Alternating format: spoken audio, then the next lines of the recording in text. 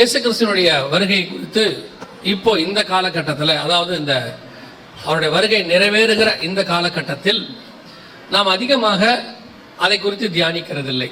உதாரணமாக இயேசு முதலாவது வரும்போது பார்த்தீங்கன்னா, மத்திய நம்ம வாசிக்கிறோம் இல்லையா, காலம் நிறைவேறின போது அவர் வந்தாருன்னு. அவர் வரத்துக்கு முன்னாடி பார்த்தீங்கன்னா ஒரு 430 வருஷம் இருண்ட காலம் அப்படிம்பாங்க, மல்கியாவிலிருந்து மத்திய வரைக்கும். காரணம் என்னன்னா, அந்த காலகட்டத்தில் தேவனை பற்றின அறிவு அல்லது தேவனுடைய பிரசன்னமோ அல்லது ஆவியானவருடைய வெளிப்பாடோ ஜனங்களுக்குள் இல்லாமல் இருந்தது.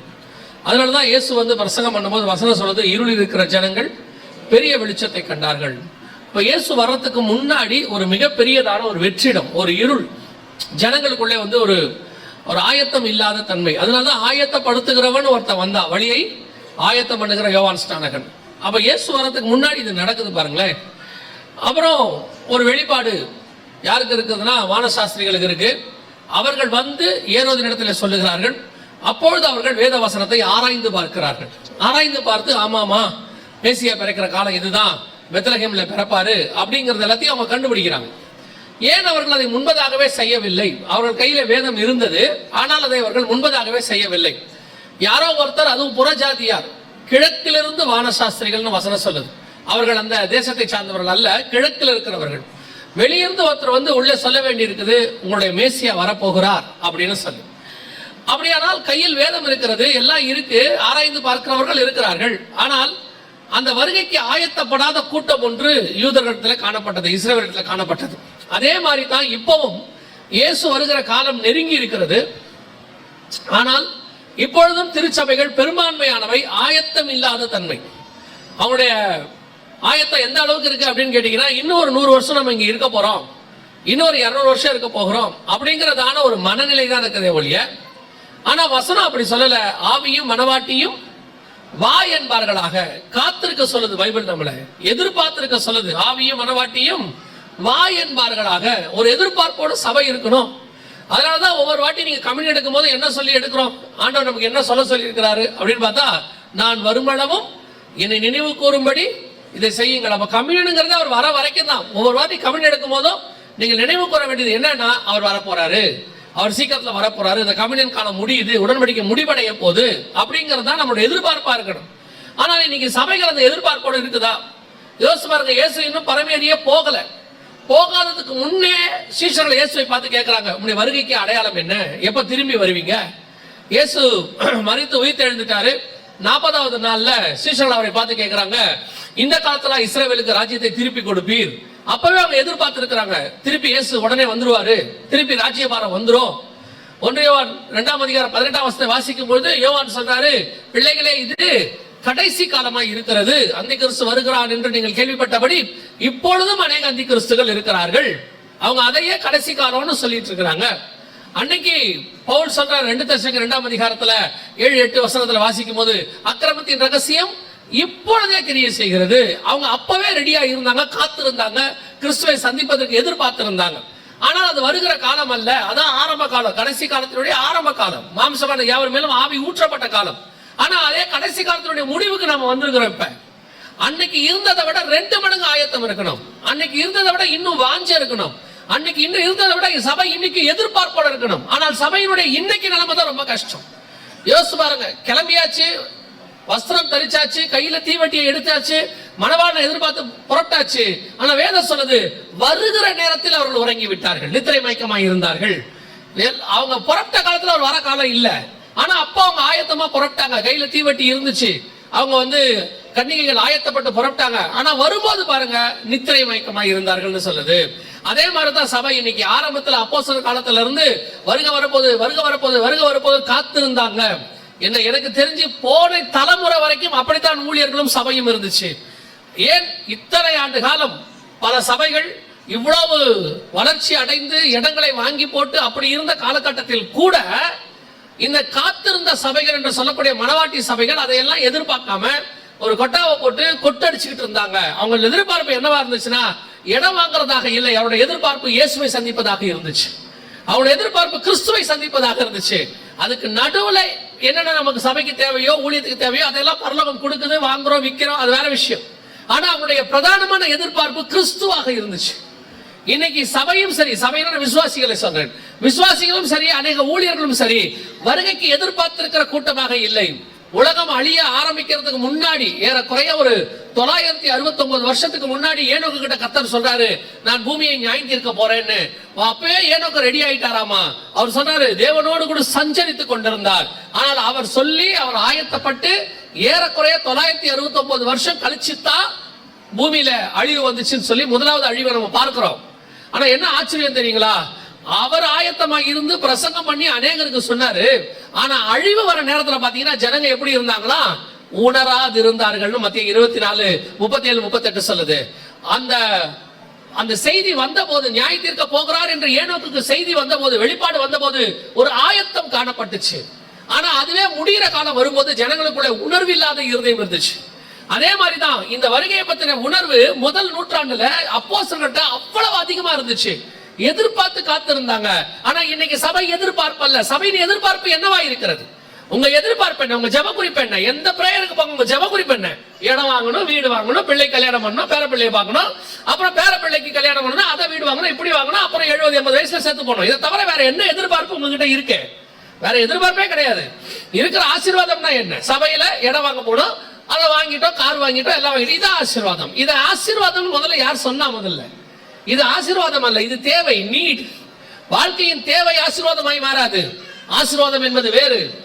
ஆபிரகாமுக்கு அப்பவே தெரியுது, பிள்ளை இல்லாமல் இருக்கிறாரு. 12ஆம் அதிகாரத்துல புறப்பட்டாரு. 12ஆம் அதிகாரத்துல ஜனங்களை சவதரிச்சிட்டாரு, செல்வ சீமானா மாறிட்டாரு.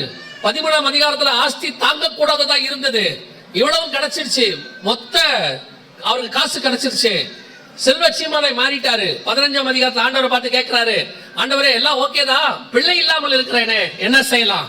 ஆண்டவர் சொன்னார், சரி அதையும் தரேன்பா, பிள்ளையும் தரேன். 17ஆம் அதிகாரம் வரைக்கும் பார்த்தாரு, இஸ்மவேல் ஒரு பக்கம். ஆண்டவர் 18ஆம் அதிகாரத்துல சொல்றாரு, 17ஆம் அதிகாரத்துல சொல்றாரு, ஈசாக்குன்னு ஒரு குமாரனை தருவேன். எல்லாம் வந்துடுச்சு. இப்போ வயசாகி போச்சு, 100 வயசாகி போச்சு, 100 வயசை தாண்டிருச்சு. பேர பிள்ளைகள் வரைக்கும் பார்த்துட்டாரு, யாக்கோபு வரைக்கும் பார்த்துட்டாரு. எல்லாம் பார்த்த பிறகு எபிரேயர் 11 சொல்றாரு, அவன் அதை அல்ல, அதிலும் மேன்மையான பரமதேசத்தை அவன் நாடினான். பிள்ளை இல்லாத போது பிள்ளை தேடினான், சொத்து இல்லாத போது சொத்தை தேடினான், தேசம் இல்லாத போது தேசத்தை தேடினான். அவன் சொல்றான், ஆண்டவரே எதினால் இந்த தேசத்தை நான் சுதந்திரத்துக் கொள்வேன் என்று அறிந்து கொள்வேன். தேசம் வந்தாச்சு கைக்கு, இப்போ பையன் வந்தாச்சு, சொத்து வந்தாச்சு, மருமக வந்தாச்சு, பேரப்பிள்ளை வந்தாச்சு, எல்லாம் வந்த பிறகு ஒரு அறிவு வருது, இதை அல்ல, இதிலும் மேன்மையான பரமதேசத்தை அவன் நாடினான். ஆனா இன்னைக்கு சபை அப்படி அல்ல. இன்னைக்கு அதே நிலைமையில் தான் இருக்கு. அதனுடைய விளைவு என்ன? ஆண்டவர் வராருங்கிறதான ஆயத்தம் இன்னைக்கு சபைக்கு இல்ல. சபை ஆயத்தப்பட்ட இடத்துல இல்ல. எவ்வளவு கேட்டாலும் சபைக்கு உணர்வு இல்லாத இருதயம். அந்த மத்திய 24:37-38 இயேசு சொன்ன மாதிரியே ஜனங்க மாறியாச்சு. கண்ணுக்கு முன்னாடி அடையாளங்கள். இப்ப மத்திய 24:3 கேட்கிறாங்க சீஷர்கள், உங்களுடைய வருகைக்கு உலகத்தின் முடிவுக்கும் அடையாளம் என்ன கேட்ட போது ஆண்டவர் அநேக அடையாளங்களை சொல்லுகிறார். அதுவும் அந்த மத்திய 24ஆம் அதிகாரத்தை அழகா பிரிச்சு வரிசை கிரமமா அழகா கொடுத்திருக்கிறார். அவருடைய சபை எடுத்துக்கொள்ளப்பட்ட ரகசிய வருகைக்கு முன்னாடி என்ன நடக்கும், எப்போ வேதனைகள் ஆரம்பிக்கும், 3.5 வருஷத்தின் முடிவுல என்ன நடக்கும், 7 வருஷத்தின் முடிவுல என்ன நடக்கும், அதுக்கப்புறம் இயேசு எப்படி பகிரங்கமா வருவாரு, எல்லாம் வருஷக்கிரமமா அழகா இருக்கு. மத்திய 24ல அத்தனையும் நம்ம கையில தான் எழுதி கொடுத்திருக்கு. ஏரோது கிட்ட கொடுத்த மாதிரி தான் இன்னைக்கு. ஏரோது கிட்ட பைபிள் இருக்குதா இன்னைக்கு? அதாவது அவர் பழைய ஏற்பாடு வச்சிருக்கிறாரு. ஆனா மேசியா பிறப்பாருன்னு தெரியாது, அவருக்கு எங்க பிறப்பாருன்னு தெரியாது. அதே நிலைமை தான் இன்னைக்கு. கையில பைபிள் இருக்கு, எல்லாம் இருக்கு. ஆனால் இயேசு வருவாரா, என்ன நடப்பாரு, அடையாளங்களை இயேசு எழுதி கொடுத்துட்டு போயிருக்கிறாரு. அடையாளங்களும் நடக்குது, நம்ம கண்ணுக்கு முன்னாடி அடையாளங்களும் நடந்துகிட்டு தான் இருக்கு. துல்லியமா நடக்குது. நான் இன்னும் சொல்லுவேன், இந்த ஊழியத்தை நாங்கள் ஆரம்பித்த காலத்துல, ஏறக்குறைய நான் சொன்னது 20-22 வருஷத்துக்கு முன்னாடி சொல்றேன், ஆரம்பிக்கிற அந்த 20 வருஷத்துல ஆரம்பிக்கிற காலத்துல நடந்த அடையாளங்களை விட இந்த 20 வருஷத்துல அதிகமாய் நடக்குது, டெய்லி நடக்குது, அதிகமாக வந்துகிட்டே இருக்குது. ஆனாலும் அன்னைக்கு அந்த ஒரு 20-30 வருஷத்துக்கு முன்னாடி இருந்த பரிசுத்தவான்கள்ட்ட இருந்த ஒரு ஆயத்தம் இப்ப இல்ல. சபை சோரம் போகிற காலத்தில் காணப்படுகிறது. அநேக அடையாளங்களை ஆண்டவர் சொல்லி வைத்திருக்கிறார். ஒவ்வொரு அடையாளங்களும் துல்லியமாய் நிறைவேறிக்கிட்டே இருக்குது. அந்த அடையாளங்களை வைத்துக் கொண்டு என்ன செய்யணும்? வேதம் சொல்லுது, அற்புதங்களையும் அடையாளங்களையும் எதுக்காக கொடுத்தாராம்? வேத வாக்கியத்தை உறுதிப்படுத்தும்படிக்கு. அவர் அற்புதங்களினாலும் அடையாளங்களினாலும் வேத வாக்கியத்தை என்ன செய்தாராம்? உறுதிப்படுத்தினார். அப்போ இந்த அடையாளங்கள் எல்லாம் வச்சிட்டு இருக்கும் போது நம்ம ஒண்ணு தெரிஞ்சுக்கணும், வேத வாக்கியம் ரெடி ஆகுது, வேத வாக்கியம் உறுதிப்படுது, வசனத்துல சொன்ன ஒவ்வொன்றும் என்ன செய்யுது? துல்லியமாக நடக்குது. இனி காலம் செல்லாது என்பதை புரிந்து கொள்வதற்காகத்தான் இந்த அடையாளங்கள். இந்த அடையாளங்கள் உங்களை பரலோகத்துக்கு கூட்டிட்டு போகாது. ஆனால் இந்த அடையாளம் பரலோகத்துக்கு போவதற்கு உங்களை ஆயத்தப்படுத்தும். எப்படி இயேசு பிறந்திருக்கார் என்பதை நட்சத்திரத்தை வச்சு ஒண்ணும் பண்ண முடியாது. நீங்க தான் வீட்டுல கிறிஸ்துமஸ்க்கு வருஷம் ஸ்டார் கட்டி வர்றீங்க. எதுக்கு ஸ்டார் கட்டுறீங்கன்னு உங்களுக்கும் தெரியாது. கட்ட அதுக்கப்புறம் ஏன் கழட்டுறீங்கன்னு உங்களுக்கு தெரியாது. கேட்டா எங்க வீட்டுல இயேசு பிறந்திருக்கிறாரும்பீங்க. சரி விட்டுருவோம், நம்ம அதை பத்தி பேசணும்னா வேற பிரச்சனையாகி போயிடும். அப்படியா? இந்த இயேசு ஸ்டார் கட்டுறதுக்கும் இயேசு உங்க வீட்டுல பிறந்திருக்கிறதுக்கும் என்ன கிடையாது, ஒரு சம்பந்தம் இல்லை. அது இடத்த கொண்டாந்து காட்டுச்சு, அது போயிடுச்சு. அது வேலையை அது செஞ்சுட்டு என்ன செஞ்சிருச்சு, போயிடுச்சு. இப்ப நாங்க இங்க வரும்போது பாத்தீங்கன்னா சில போர்டு வச்சிருக்கிறாங்க, இந்த சபைக்கு வர வழியில இந்த ஊரப்பாக்கம், பெருங்குளத்தூர் இப்படின்னு இந்த இடத்துக்கு வர்றதுக்கு அதெல்லாம் போர்டு காட்டுச்சு. நம்ம கொண்டு போய் போர்டை கொண்டு போய் வீட்லயே தொங்க விட முடியும்? இந்த போர்டு தான் நான் சர்ச்சுக்கு போறதுக்கு வழி காட்டுச்சு. பெருங்குளத்தூர் போர்டு எங்க வீட்டுல தொங்க விட்டா என்ன ஆகும்? நீங்க அதுக்கு பதிலாக தான் ஸ்டாரை தொங்க விட்டுருக்கீங்க. வேற ஒன்றும் பெரிய விஷயம்லாம் இல்ல. சரி தொங்க விடுங்க, அது உங்க இஷ்டம். நீங்க சொன்னாலும் கேட்க போறது இல்லைன்னு வச்சுக்கோங்களேன். அதுல என்ன ஒரு பெரிய ஆச்சரியம்னா, நீங்க தான் தொங்க விடுவீங்க, ஜனவரி மாசம் நீங்களே கழட்டுருவீங்க. என்னன்னு கேட்டா இயேசுநாதர் பிறந்தாரு, இப்ப வீட்டை விட்டு போயிட்டாருன்னு அர்த்தம். இருந்தா தானே ஸ்டார் அங்க இருக்கும். பிள்ளை இருக்கிற ஸ்தலம் வரைக்கும் தானே நட்சத்திரம் வரும். அப்ப நட்சத்திரம் இல்லைன்னா அங்க பிள்ளை இல்லைன்னு அர்த்தம். அவ்வளவுதான். அப்போ நான் எதுக்கு சொல்ல வரேன், இப்ப ஸ்டாருக்காக சொல்ல வரல. அந்த அடையாளங்களை வைத்துக் கொண்டு அவர்கள் வேத வாக்கியத்தை ஆராய்ந்து பார்த்தார்கள். இப்ப நம்ம அடையாளங்களை வைத்துக் கொண்டு பரலோகத்துக்கு போக முடியாது. அதை வைத்துக் கொண்டு என்ன செய்யணும், வேத வாக்கியத்தை ஆராய்ந்து பார்க்கணும். அந்த கரெக்டா இருக்கா, வேதத்துல சொன்னபடி இருக்குதா. அதுதான் ஒரு விஷயத்தை மாத்திரம் இன்னைக்கு இந்த முதலாம் நாள்ல நாம் பார்க்க போகிறோம். இந்த மத்தேயு சுவிசேஷம் 24ஆம் அதிகாரத்துல இயேசுவை பார்த்து அவர்கள் கேள்வி கேட்டார், நம்முடைய வருகைக்கும் உலகத்தின் முடிவுக்கும் அடையாளம் என்ன எங்களுக்கு சொல்ல வேண்டும் என்றார்கள். அதற்கு இயேசு சொன்ன நிறைய அடையாளங்கள் இருக்கு. அதாவது வருகைக்கு முன்னாடி சபை எடுத்துக்கொள்ளப்படுவதற்கு முன்பதாக நடைபெறக்கூடிய அடையாளங்களாக 7 முக்கியமான அடையாளங்கள் அங்க சொல்லி இருக்கிறார். ஜனத்துக்கு விரோதமாய் ஜனம், ராஜ்யத்துக்கு விரோதமாய் ராஜ்யம், யுத்தங்களின் செய்திகளையும் கேள்விப்படுவீர்கள். அப்புறம் வந்துட்டு அநேகரின் நாமத்தை தடுத்துக் கொண்டு நானே கிறிஸ்து என்று சொல்லி உங்களை வஞ்சிப்பார்கள். அப்புறம் பூமி எதிர்ச்சிகள், கொள்ளை நோய்கள், பஞ்சங்கள் எல்லாம் கொடுத்திருக்கிறார், வரிசையா கொடுத்திருக்கிறாரு. அதுல ஒரே ஒரு காரியத்தை மாத்திரம் இப்ப நாம பார்க்க போகிறோம். காரணம் இப்ப அது நடந்துகிட்டே இருக்குது. இன்னும் ஒரு சில நாட்கள், மாதங்கள், வருஷங்களுக்குள்ள அந்த அடையாளத்தினுடைய உச்சத்தை நீங்கள் பார்ப்பீர்கள். அதுக்குதான் உங்களுக்கு இதை நாங்க சொல்றோம். மத்தேயு சுவிசேஷம் 24ஆம் அதிகாரத்துல இயேசு சொன்ன அடையாளங்களில் 1 6வது வசனத்தை வாசியுங்கள். யுத்தங்களையும் யுத்தங்களின் செய்திகளையும் கேள்விப்படுவீர்கள். கலங்காதபடி எச்சரிக்கையாயிருங்கள். இவைகள் எல்லாம் சம்பவிக்க வேண்டியதே, ஆனாலும் முடிவு உடனே வராது. இந்த முடிவு உடனே வராது அப்படின்னா நீங்க அதை வேற மாதிரி எடுத்துக்க கூடாது. ஓஹோ, அப்ப வருகை இப்ப வராது போல அப்படின்னு எடுத்துக்க கூடாது. அவங்க என்ன கேள்வி கேட்டாங்க அந்த முன்னாடி 3வது வசனம்னா, உங்களுடைய வருகைக்கும் என்ன கேட்டாங்க, உங்களுடைய வருகைக்கும் உலகத்தின் முடிவுக்கும் அடையாளம் என்ன? அப்போ இதெல்லாம் சம்பவிக்கும், ஆனா எந்த முடிவு வராது? உலகத்தின் முடிவு உடனே வராது. உலகம் இன்னைக்கு நாளைக்கு என்ன செய்யாது, முடிவாது. நாங்க ஏற்கனவே இந்த பைபிள் டைம் லைன்ல சொல்லியிருக்கோம். பைபிள் டைம் லைன்னா அடுத்தடுத்து என்ன நடக்கும் பைபிள் சொல்லி வச்சிருக்கு. அதுல மிக முக்கியமான பாயிண்ட்ல முக்கியமான விஷயம் என்னன்னா, அடுத்து நடைபெற வேண்டியது மிக முக்கியமான ஒரு யுத்தம் இப்ப ஸ்டார்ட் ஆயிடுச்சு. அதுதான் பார்க்க போறோம். அந்த யுத்தத்தின் முடிவுல நடுவுலையோ எப்ப வேணாலும் இயேசு கிறிஸ்துவின் சபை எடுத்துக்கொள்ளப்படுதல், ரகசிய வருகை நம்ம சொல்றோம், சபை எடுத்துக்கொள்ளப்படுதல். அதற்கு பிறகு 7 ஆண்டு கால உபத்திரவம். அந்த 7 ஆண்டு கால உபத்திரவத்தின் முடிவிலே இயேசுவின் பகிரங்க வருகை. இயேசுவின் பகிரங்க வருகையிலே அர்மேகதான் யுத்தம். அர்மேகதான் யுத்தத்தின் முடிவிலே 1000 வருட அரசாட்சி. 1000 வருஷ அரசாட்சியின் முடிவிலே சாத்தான் கொஞ்ச காலம் கட்டவிழ்க்கப்பட வேண்டும். சாத்தான் கட்டவிழ்க்கப்பட்ட பிறகு இன்னும் கொஞ்ச காலம் கழித்து ஒரு யுத்தம் ஒன்று வரும். அந்த யுத்தத்தின் முடிவிலே நியாய தீர்ப்பு, வெள்ளை சிங்காசன நியாய தீர்ப்பு. அதற்கு பிறகு புதிய எருசலேம், நித்தியம். இதுதான் பைபிள் கொடுத்திருக்கு.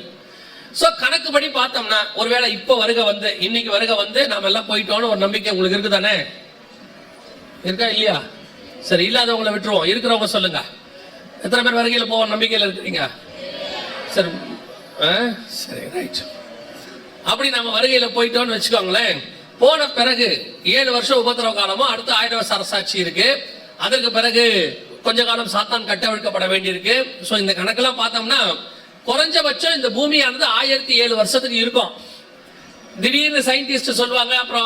அப்புறம் உங்களுக்கு இதெல்லாம் வரும். நீங்க பாத்தீங்கன்னா வாட்ஸ்அப்ல, பேஸ்புக்ல, நெட்ல எல்லாம் வரும். என்ன சொல்லுவாங்கன்னா, பூமி அழிய போகுது, அங்க அதாக போகுது, இதாக போகுது. எது ஆனாலும் பூமி இருக்கும்.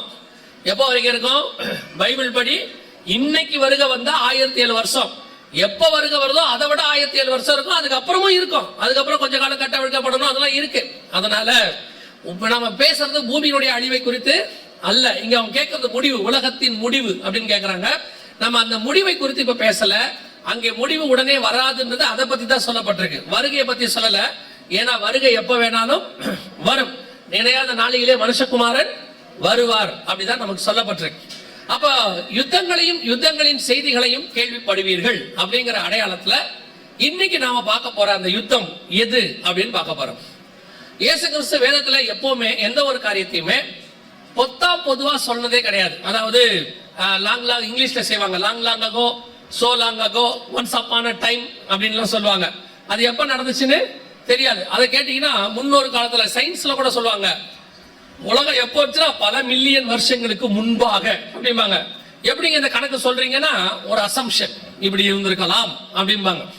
நம்ம பைபிளை பொறுத்த வரைக்கும் அப்படி ஒரு கணக்கே இல்ல. எல்லாத்துக்கும் பைபிள்ல என்ன இருக்கு? கணக்கு இருக்குது. இப்போ நோவாவுடைய ஜலப்பிரளயம் வந்துச்சு. ஜலப்பிரளயம் வரும்போது கூட டேட்டோட மாசத்தோட ஆண்டவர் கொடுத்திருக்கிறாரு. நோவாவுக்கு 600ஆம் வயதாகும் வருஷம் 2ஆம் மாசம் 17ஆம் தேதி ஆகிய அந்நாளிலே அப்படின்னு வசனம் எவ்வளவு தெளிவா இருக்கு பாருங்க. எசேக்கியேல் தீர்க்கதரிசனம் வரைப்பாரு, வசனம் அழகா சொல்லும். 6வது வருஷம் 6வது மாசம் நான் என் வீட்டில் உட்கார்ந்து இருக்கும் பொழுது அப்படின்னு வசனம் சொல்லும். ஒவ்வொரு இடத்துல தரியு அரசாண்ட 2ஆம் வருஷம் அப்படிம்பார் தானியேல். எந்த காலத்துல இந்த தீர்க்க தரிசனம் உரைக்கப்பட்டதுங்கிறத கூட தெளிவா பைபிள் சொல்லும். அப்படி இருக்கும்போது ஆண்டவர் யுத்தங்களையும் யுத்தங்களின் செய்திகளையும் கேள்விப்படுவீர்கள் அப்படின்னு சொல்லும் போது ஏதோ பொது ஆண்டவர் சொல்றாரா? ஏன்னு சொன்னா இயேசு சொல்லிவிட்டு போய் 2000 வருஷத்துக்கிட்ட ஆக போது இந்த இடைப்பட்ட காலத்துல மட்டும் இந்த யுத்தத்தை கணிக்கிறவங்க, யுத்தத்தை பத்தி கால்குலேட் பண்றவங்க என்ன சொல்றாங்க அப்படின்னு கேட்டீங்கன்னா, பெரிய யுத்தம் அப்படின்னா லட்சக்கணக்கில் ஜனங்க செத்து போனது. அந்த மாதிரி பெரிய யுத்தம் மட்டுமே ஒரு 3000 யுத்தம் நடந்திருக்குதான் பூமியில. இது வரைக்கும் 3000 யுத்தம் நடந்திருக்கான். சின்ன யுத்தங்களுக்கு கணக்கே இல்லை. சின்ன யுத்தம்னா ஒரு நாட்டுக்கு இன்னொரு நாட்டுக்கு நடுவில் அப்பப்ப நடக்கல, சிற்றரசர்கள்ல சண்டை போட்டுப்பாங்களே, அந்த யுத்தத்துக்கெல்லாம் கணக்கே கிடையாது. அது எத்தனையோ 1000 யுத்தம் நடந்திருக்குதாமா. அப்ப எந்த யுத்தத்தை இயேசு சொல்லுகிறார்? இயேசு சொல்லக்கூடிய யுத்தம் எது அப்படின்னு கேட்டீங்கன்னா, வாசிங்க எசேக்கியேல் புஸ்தகம் 38ஆம் அதிகாரம் 8வது வசனத்தை வாசி. எசேக்கியேல் புஸ்தகம் 38ஆம் அதிகாரம் 8வது வசனம். அநேக நாட்களுக்கு பிற்பாடு நீ விசாரிக்கப்படுவாய். பட்டயத்துக்கு நீங்களாகி பற்பல ஜனங்களிலிருந்து சேர்த்துக் கொள்ளப்பட்டு வந்தவர்களில் தேசத்தின் கடைசி வருஷங்களிலே வருவாய். இது யார பத்தி சொல்லப்பட்டிருக்கிறது? கடைசி வருஷங்களில் இந்த யுத்தம் நடக்கும் அப்படின்னு வசனம் தெளிவா சொல்லுது. எந்த கடைசி வருஷத்துல இந்த யுத்தம் நடக்கும் அப்படின்னு கேட்டீங்கன்னா, பற்பல ஜனங்களிலிருந்து சேர்த்து கொள்ளப்பட்டு வந்தவர்களின் தேசத்தில் கடைசி வருஷத்துல இது நடக்கும் அப்படின்னு இருக்கு. பற்பல ஜனங்களிலிருந்து சேர்த்து கொள்ளப்பட்டு வந்தவர்கள் அப்படின்னா நம்ம காலத்துல இஸ்ரவேல் ஜனங்கள். இஸ்ரவேல் ஜனங்களும் இதுக்கு முன்னாடி 2 தடவை அவங்க தேசத்துக்கு சேர்த்து கொள்ளப்பட்டிருக்கிறாங்க. முதலாவதாக மோசே தலைமையில எகிப்துல இருந்து வந்தாங்க. 2வது செருபாபேல் தலைமையில அங்க மேதிய பெர்ஷிய சாம்ராஜ்யத்துல இருந்து வந்தாங்க. அப்படி வரும்போது அவங்க அந்தந்த தேசத்துல இருந்து தான் வந்தாங்க. ஆனா வசனம் சொல்லுது, பற்பல ஜனங்களிலிருந்து சேர்த்துக் கொள்ளப்பட்டு வந்தவர்களின் தேசத்தின் கடைசி வருஷம். இது யார பத்தி, எந்த ஜனங்கள் நேரடியா வசனத்துல உங்களுக்கு வேணும்னா அதே அதிகாரம் 16வது வசனத்தை வாசிங்க. 38:16. நீ தேசத்தை கார்மேகம் போல் மூட என் ஜனமாகிய இஸ்ரவேலுக்கு விரோதமாக எழும்பி வருவாய். வசனம் தெளிவா இருக்கு. இஸ்ரவேலுக்கு விரோதமாகத்தான் இந்த யுத்தம் என்ன செய்யும், நடக்கும் அப்படின்னு இருக்கு. தேசத்தை இதான் பற்பல ஜனங்களிலிருந்து சேர்த்து கொள்ளப்பட்டு வந்தவர்களின் தேசம். நல்லா கவனிங்க, இவங்க சேர்த்து கொள்ளப்படுறாங்க. இந்த வீடியோ பாருங்க, இது ரொம்ப முக்கியமான ஒரு வீடியோ. என்னன்னா, இது இவங்க ஏறக்குறைய 1918 இருந்து ஆரம்பிச்சு 1948 ராஜ்யபாரமாகி 2020 வரைக்கும் வந்துகிட்டே இருக்கிறாங்க. எல்லா ஜனங்கள்ல இருந்து சேர்த்துக் கொள்ளப்படுறாங்க. ரஷ்யாவில இருந்து, ஜெர்மனில இருந்து அப்படியே வந்தாங்க. இந்தியால இருந்து கூட போனாங்க. இது பின்னாடி அந்த பிளைட்டை பார்த்தா உங்களுக்கு தெரியும். அந்த பிளைட்ல பாத்தீங்கன்னா கவனிச்சு பாருங்க, எங்கன்னு போட்டிருக்கு பாருங்க. உக்ரைன்ல இருந்து இவங்க புறப்பட்டு வந்தாங்க. இவங்க வந்ததுக்கு அப்புறம் தான் உக்ரைன்ல ரஷ்யா பிரச்சனை ஆரம்பிச்சிச்சு. இதான் லாஸ்ட் பேட்ச். இவங்க வந்ததுக்கு பிறகு இந்த உக்ரைன் ரஷ்யா பிரச்சனை ஆரம்பிச்சிச்சு. கடைசியாக உக்ரைன்ல இருந்து ஒரு புறப்பட்டு வந்தார்கள். அதுல இருந்து தான் மற்ற பெரிய பிரச்சனைகள்லாம் கொஞ்சம் கொஞ்சமா ஆரம்பிச்சுக்கிட்டே வந்துச்சு. 2021 இருந்து ஆரம்பிச்சுட்டு வந்துச்சு. இதான் இந்த பேட்ச் மிக முக்கியமான ஒரு பேட்ச்.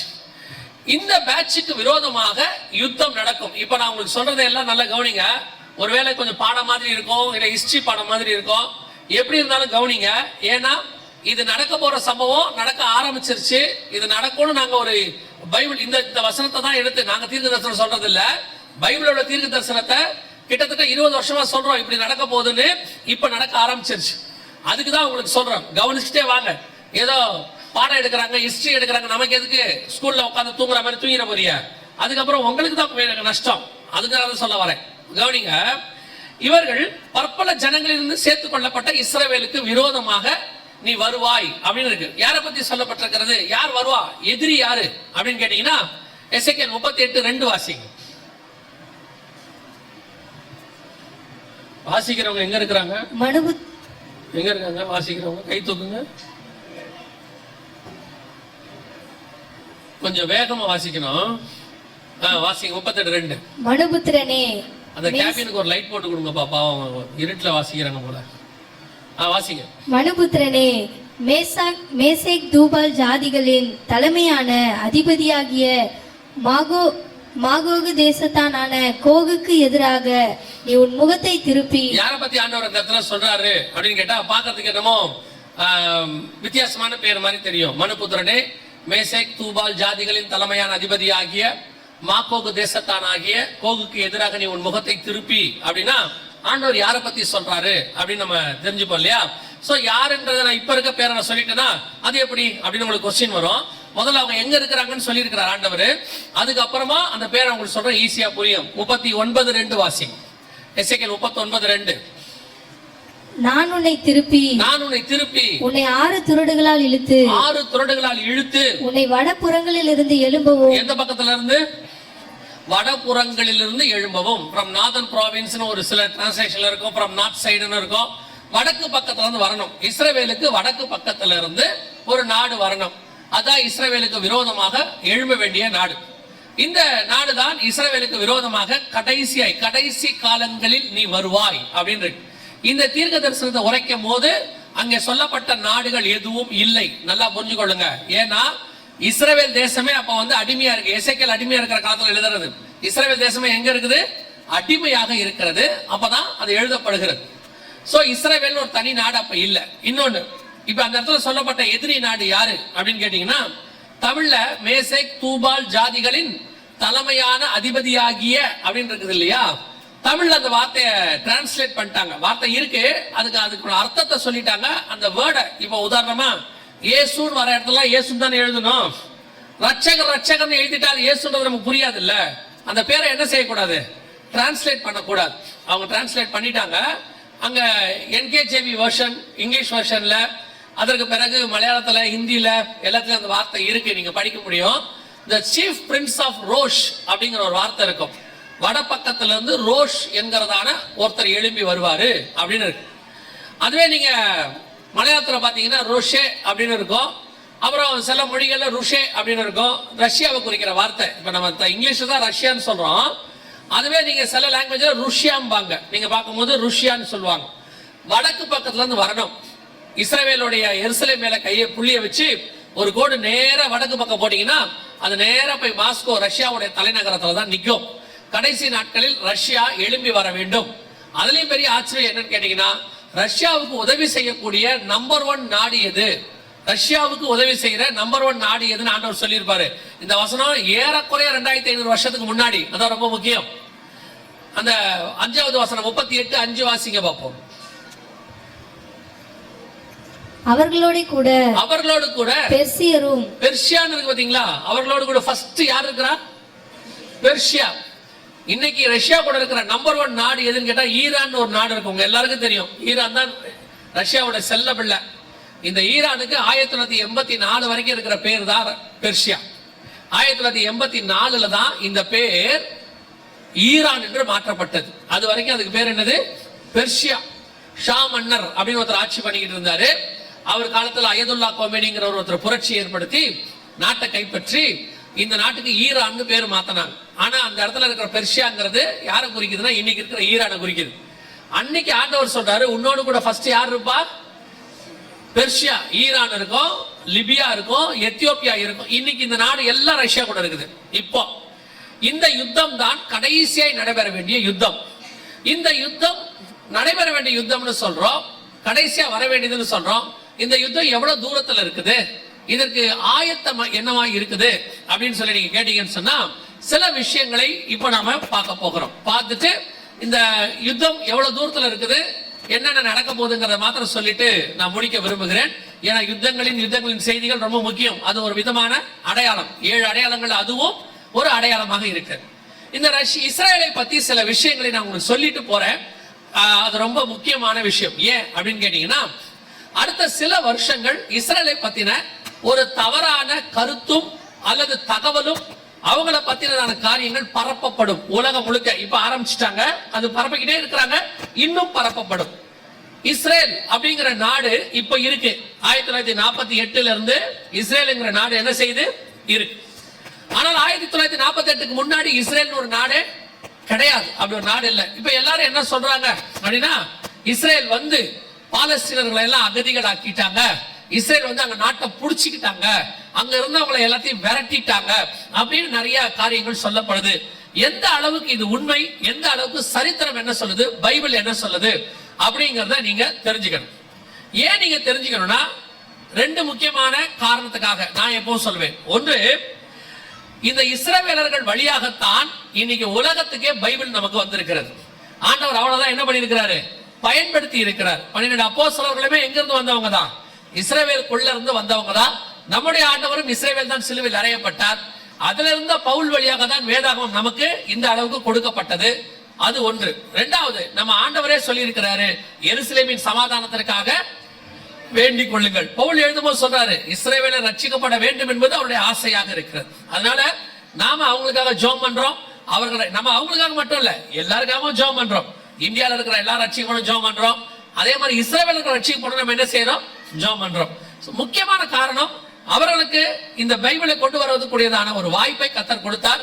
அவங்க கொண்டு வந்து கரெக்டா சேர்த்தாங்க. அது ரொம்ப முக்கியம். சரி, இப்ப இந்த இஸ்ரவேல் தேசத்துக்கு விரோதமாக நடைபெறக்கூடியதான சில காரியங்கள் என்ன, இஸ்ரவேல் தேசம் யாருடையது அப்படின்னு பாத்தீங்கன்னா, நம்ம எல்லாருக்கும் தெரியும், 1948 அவங்க தனி நாடாக பிரகடனப்படுத்தப்பட்டாங்க.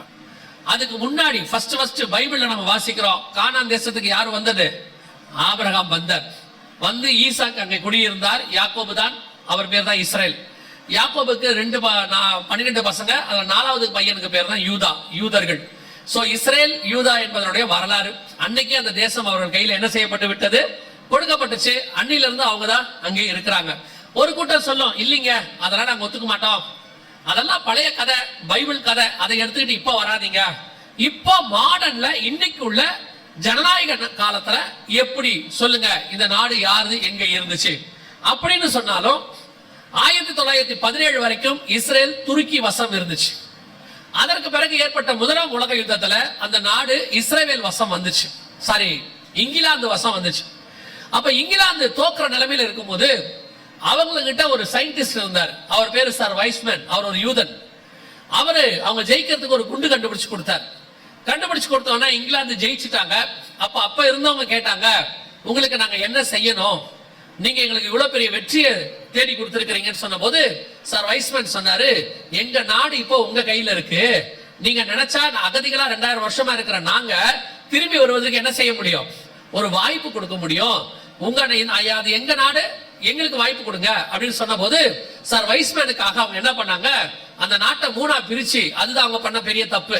அந்த நாட்டை 3ஆ பிரிச்சு ஒரு பங்கை யூதர்கள் கையில கொடுத்தாங்க, 2 பங்கு அரபியர்கள் கிட்ட இருந்துச்சு, ஒரு பங்கு யூதர்கள் கையில கொடுத்தாங்க.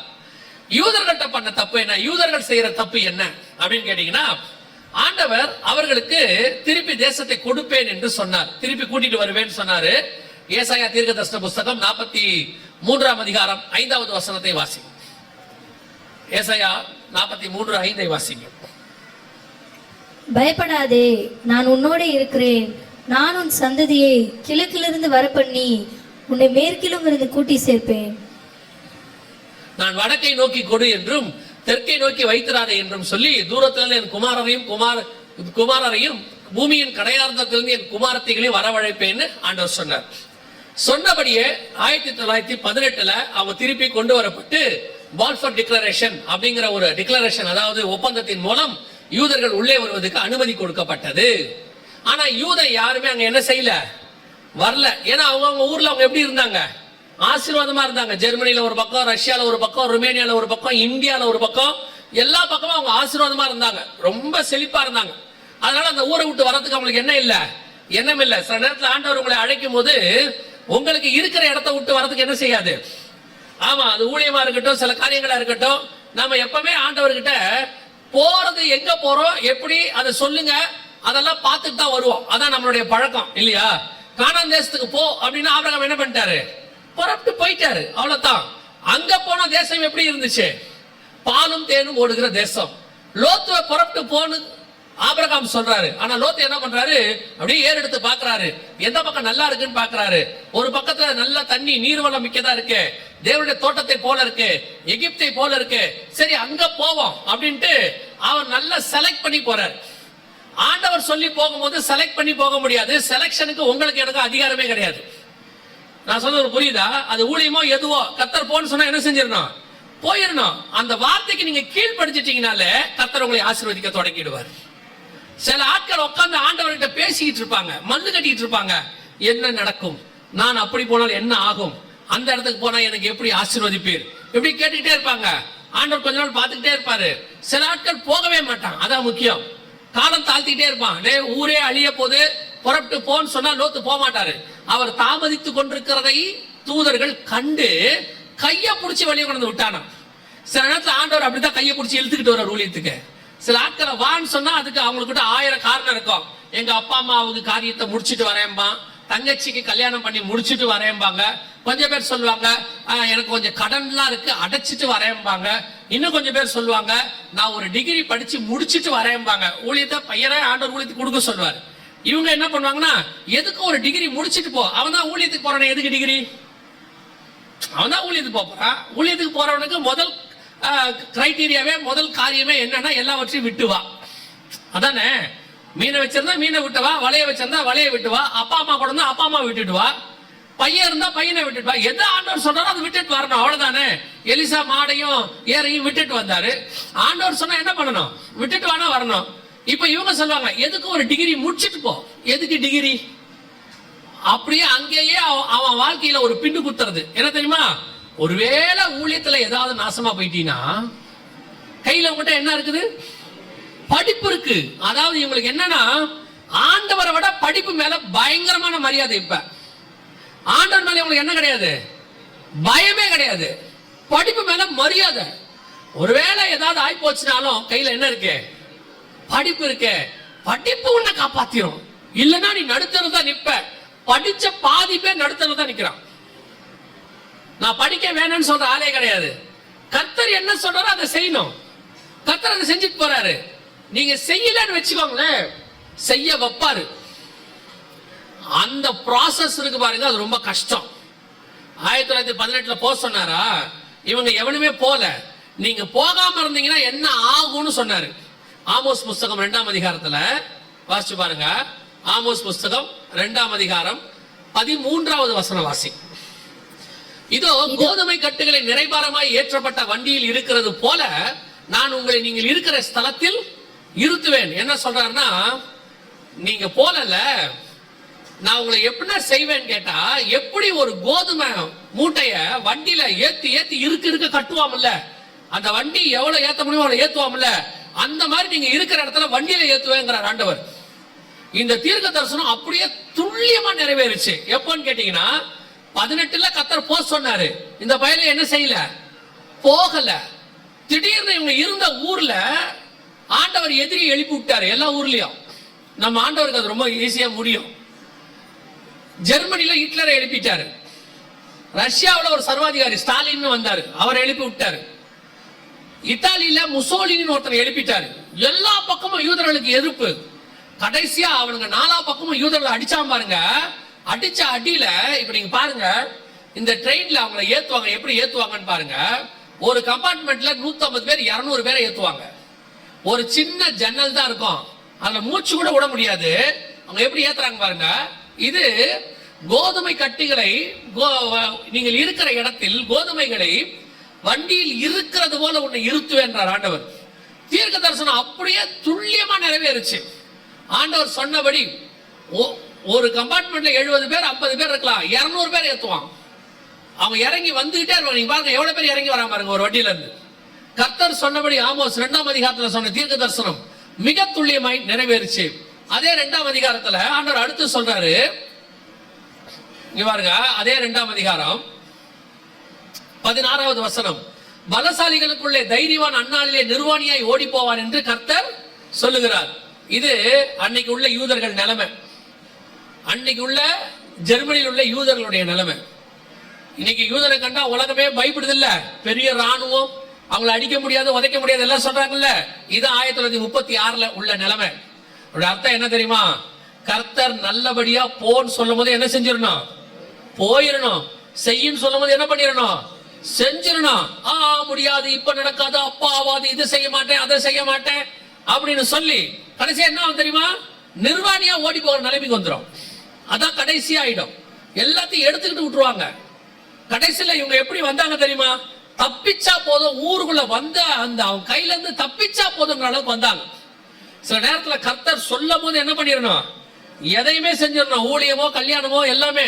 சில ஆட்கள்லாம் பாத்தீங்கன்னா கல்யாண வயசுல ஆண்டவர் சரியான ஆட்கள் கொடுத்திருப்பாரு, பண்ண மாட்டான்.